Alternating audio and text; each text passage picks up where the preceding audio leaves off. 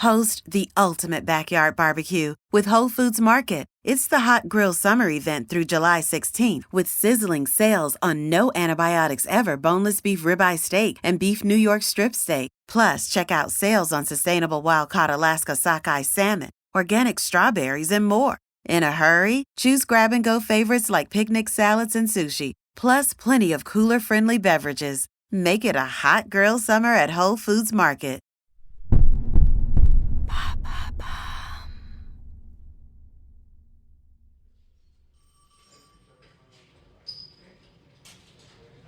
Nous sommes en 1954 dans un commissariat du Kentucky.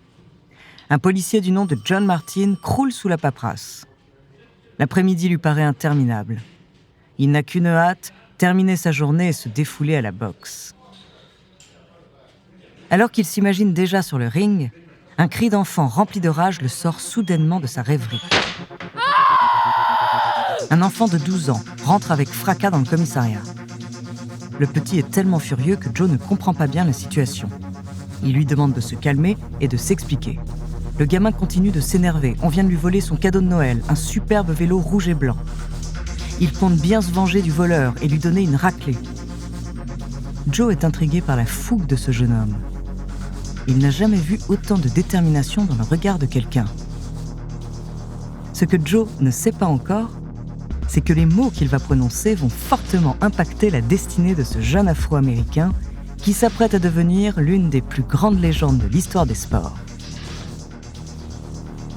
Joe regarde le jeune homme droit dans les yeux et lui dit avec fermeté « Avant de vouloir mettre une raclée à quelqu'un, il faut savoir se battre. » Piqué dans son orgueil, le jeune garçon lui répond qu'il sait très bien se débrouiller. Joe est amusé, il lui demande s'il a déjà fait de la boxe. Un peu honteux, l'enfant bafouille. Joe s'amuse de sa réaction. Il lui dit alors qu'il est prof de boxe et que s'il veut, il peut lui apprendre à se battre. Dès le lendemain, le jeune garçon enfile des gants pour la première fois de sa vie. Joe va lui apprendre des mouvements de boxe, ce qu'il qualifiera plus tard de voler comme un papillon et piquer comme une abeille. 6 semaines plus tard, le jeune homme remporte son premier combat haut la main. Très vite, il prend goût à la discipline, il est très assidu à ses entraînements et ses efforts payent. À 18 ans, avec ses 6 titres de champion du Kentucky et 2 gants d'or nationaux, il a tout du jeune prodige. Mais c'est seulement après avoir remporté une médaille d'or aux Jeux Olympiques de Rome en 1960 que Mohamed décide de devenir boxeur professionnel.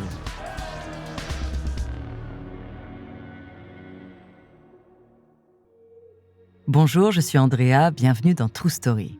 Dans ce dernier épisode de notre série sur les athlètes qui ont marqué l'histoire du sport, je vais vous parler d'un homme qui a inspiré des millions de personnes. Dans une Amérique blanche déchirée par la ségrégation, sa carrière sportive et sa personnalité hors du commun ont passionné les foules. Connu pour ses prises de position politiques, son talent de boxeur et ses punchlines, cet homme insoumis a marqué l'histoire, son nom, Mohamed Ali. De sa carrière sportive à son militantisme, il a combattu sur tous les fronts. Découvrez sa True Story.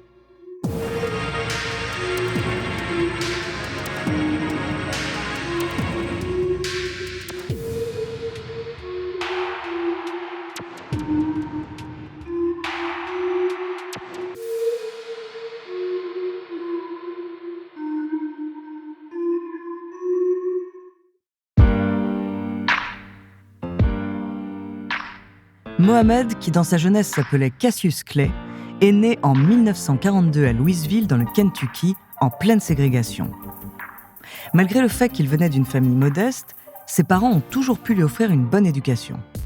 Mohamed ne cesse de questionner le monde dans lequel il vit et comprend très jeune que de nombreuses barrières se dresseront sur son chemin.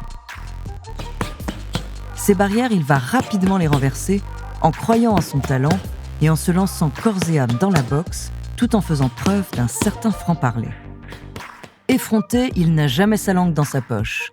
Il est connu pour avoir une rhétorique aussi explosive que ses poings. Il a montré au monde entier que personne ne peut le soumettre. Ultra provocateur dans ses discours d'avant-match, Mohamed déstabilise toujours son adversaire avant de monter sur le ring. Il va jusqu'à les insulter sur leur physique et critiquer leur performance, tandis qu'il parle de lui-même comme le plus grand ou le plus fort. Son insolence amuse les médias, son physique de géant au corps d'athlète et son charisme ne laissent personne indifférent. Les années passent et les combats se ressemblent. Mohamed remporte ses 19 premières rencontres, dont 15 par KO technique, avant d'affronter Sonny Liston pour le titre mondial. Mohamed sera fidèle à sa réputation et remporte le combat de l'année. À seulement 22 ans, il est sacré champion du monde de boxe catégorie poids lourd.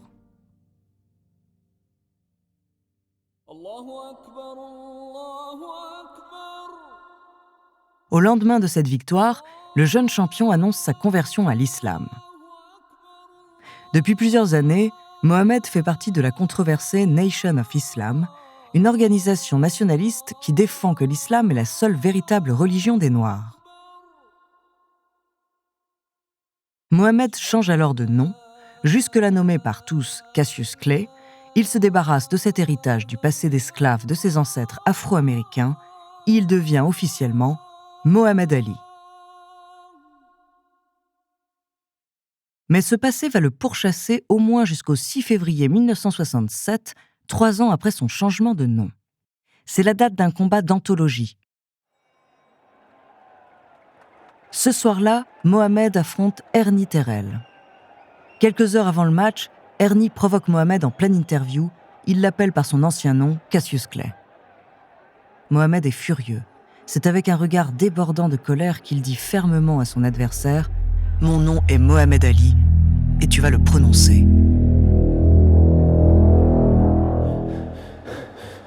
Mohamed est plus déterminé que jamais. Il ne s'agit plus désormais que d'un simple match pour lui. Il s'agit de laver son honneur. La salle est en plein délire, les esprits s'échauffent entre les supporters des deux combattants, et au son de la cloche, la torture pour Ernie, qui était jusque-là confiant, commence. Mohamed est sans pitié. Il enchaîne tellement les coups de poing qu'au 7e round, il a déjà réussi à exploser l'œil d'Ernie. Mais Ernie reste debout, ce qui énerve son adversaire encore plus. Entre deux attaques, il lui hurle dessus. « Quel est mon nom ? Quel est mon nom ?»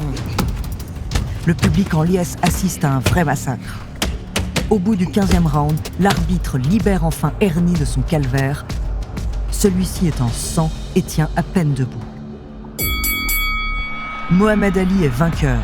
Fier de lui, il jubile. Il vient de prouver au monde entier que personne ne peut lui manquer de respect.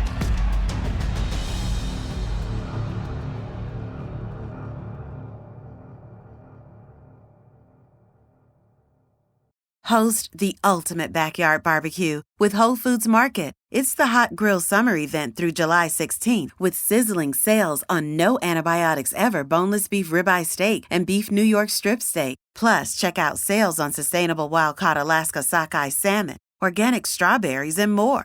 In a hurry? Choose grab-and-go favorites like picnic salads and sushi, plus plenty of cooler-friendly beverages. Make it a hot grill summer at Whole Foods Market.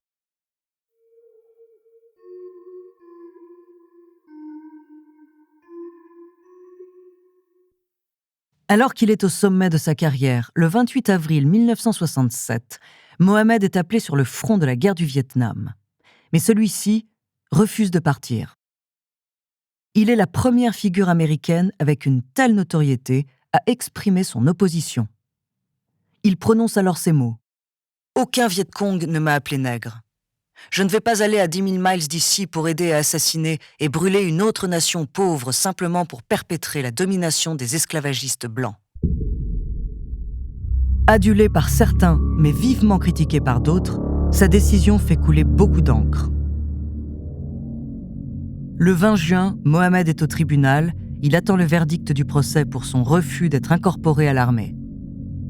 La sentence tombe. L'Amérique le condamne à payer $10 000 d'amende et à faire 5 ans de prison. Déchu de son titre de champion du monde, il perd sa licence, il ne peut donc plus boxer. À tout juste 25 ans, Mohamed a sacrifié sa passion et sa profession au profit de ses convictions. Interdit de ring et cerné par les problèmes financiers, il se prive donc de ses plus belles années sportives. La prison lui est tout de même épargnée, et après presque 4 ans sans combattre, son appel est enfin accepté par la Cour suprême des États-Unis, sa carrière peut reprendre. En 1971, Mohamed Ali retourne sur le ring. Mais malheureusement, cette année marque aussi sa première défaite lors du très célèbre combat du siècle face à celui qui deviendra son plus grand rival, Joe Frazier. Mohamed est dépité, plein de rage. Il se promet de ne plus laisser personne le battre. Au fil des combats, il retrouve rapidement sa fougue et son niveau d'antan. Et il envoie les uns après les autres tous ses adversaires au chaos. Mohamed Ali se sent prêt à retrouver son titre de champion du monde. Il affronte George Foreman, tenant actuel du titre en 1974. La foule est en délire. Les deux athlètes montent sur le ring. Le combat s'annonce épique.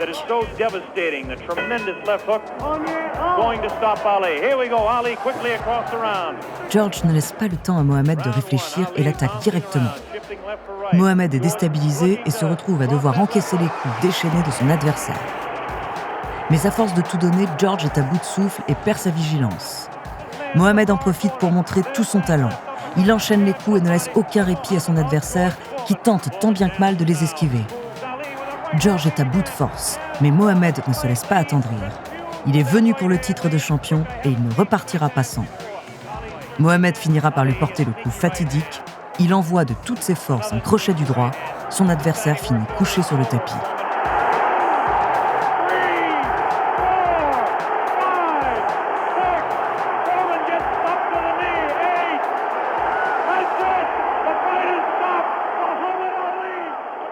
Mohamed vient de récupérer son titre de champion du monde.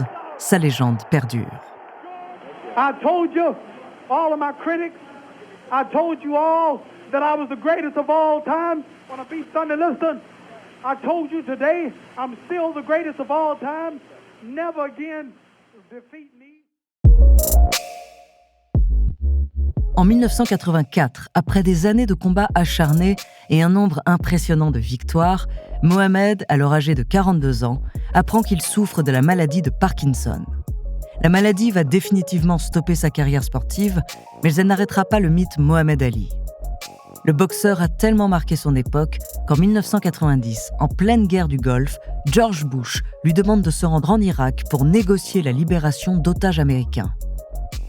Mohamed accepte et Saddam Hussein lui accordera une quinzaine d'otages. À mesure que sa maladie avance, il devient de plus en plus discret.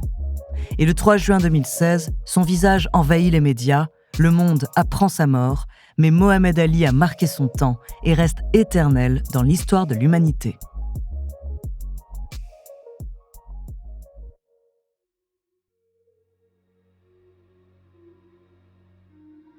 Merci d'avoir écouté cet épisode de True Story.